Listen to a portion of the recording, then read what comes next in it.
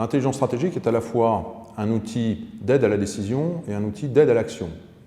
Un exemple pour illustrer la définition, vous êtes une PME, dans le cadre de votre développement international, vous cherchez à prendre pied sur le continent africain. Mais vous n'avez pas la culture africaine, vous n'avez pas de contact clairement identifié qui vous permettrait d'identifier les bons intermédiaires, les bons partenaires. L'intelligence stratégique peut vous aider, vous accompagner dans le cadre de ce projet. Hormis le fait qu'elles aient toutes les deux, intelligence économique et intelligence stratégique, la même matière première, l'information, leur finalité et leur tempo sont différents. Leur finalité d'abord, l'intelligence économique, si on veut schématiser, elle est principalement articulée autour de la veille, avec une composante protection et une composante influence. Autrement dit, vous partez d'un point, qui est vous, l'entreprise, votre marché, votre identité, et vous allez vers un tout qui est ce que font vos concurrents, quelle est l'évolution technologique sur votre segment, quelles sont les évolutions normatives, réglementaires, la concurrence. Donc si on veut schématiser ça, c'est un triangle dont la pointe est vers vous, c'est vous, et vous allez vers un tout.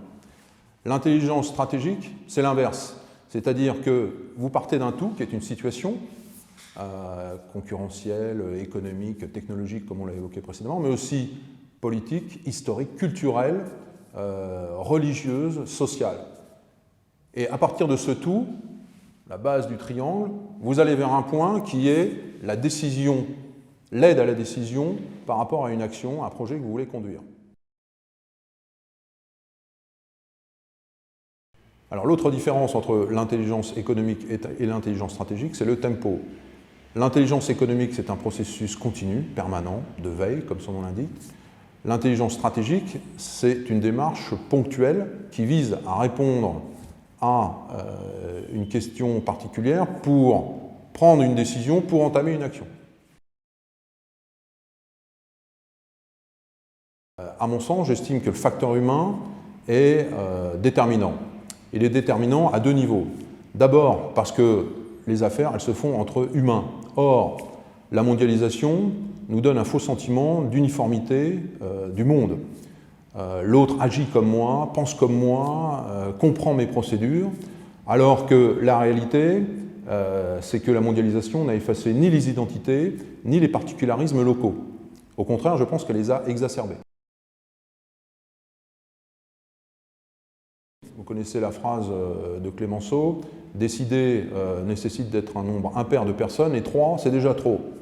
Or, cet humain, il croule sous une masse d'informations en progression constante et en accélération constante en termes de diffusion. Ce binôme, cette combinaison de vitesse et de volume nuit à la perception claire des situations et donc crée de l'incertitude pour le décideur. Alors vous avez raison de souligner que lorsqu'on parle d'intelligence économique, mais c'est applicable également à l'intelligence stratégique, l'impératif de disposer d'un cadre éthique et légal revient souvent au devant de ces deux activités. Alors c'est une question qui me surprend toujours, mais j'en comprends les fondements. Alors elle me surprend, pourquoi? Parce que comment imaginer qu'une activité qui est promue par l'État depuis une vingtaine d'années maintenant, le rapport Martre date de 1994, confirmé par le rapport Carayon en 2003, qui a été suivi immédiatement par la création d'un poste de haut représentant à l'intelligence économique, et puis en 2009 par la création de la délégation interministérielle à l'intelligence économique. Donc comment imaginer qu'on a affaire là à une activité illégitime, ou en tout cas qui ne s'inscrirait pas dans un cadre éthique et légal conforme, si j'ose dire. Mais avec l'intelligence stratégique et l'intelligence économique, on a un problème sur le terme d'intelligence. Étymologiquement, ça nous ramène à comprendre, à connaître, à lier, à mettre en commun. Mais dans intelligence économique et intelligence stratégique, c'est l'acception anglo-saxonne qui est passée dans le langage courant. Intelligence au sens renseignement, espionnage, comme dans CIA par exemple, Central Intelligence Agency. Or, le renseignement, l'espionnage, c'est immoral, voire amoral. Et donc je pense que c'est pour cela que les acteurs de l'intelligence économique insistent sur le cadre légal et éthique de leur action. Dans tous les cas, l'intelligence stratégique s'inscrit bien évidemment dans un cadre légal et éthique conforme.